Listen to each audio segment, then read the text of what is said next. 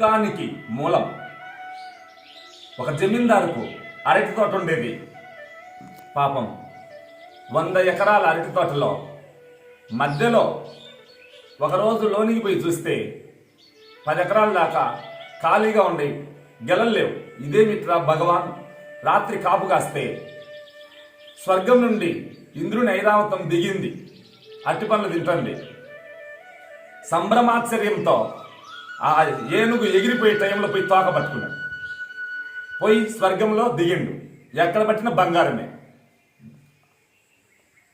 తక్కువ ఎలా మూట కట్టుకుందామని తన గోచి పంచ వదిలి మూట కట్టుకొని మళ్ళా రాత్రికి తోటలో దిగాడు.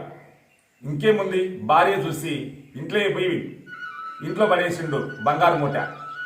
భార్య బిత్తరపోయి ఇదెక్కడిది ధనం అంటే, నోరు మూసుకో, ఎవరికి చెప్తే తోలుదిచ్చాను చెప్పగలరు. సరే, అమ్మగారు ఉదయాన్నే పోయి బిందె తీసుకొని చెరువుకు నీళ్లకు అందరి చెవులో ఊదొచ్చింది మేళం.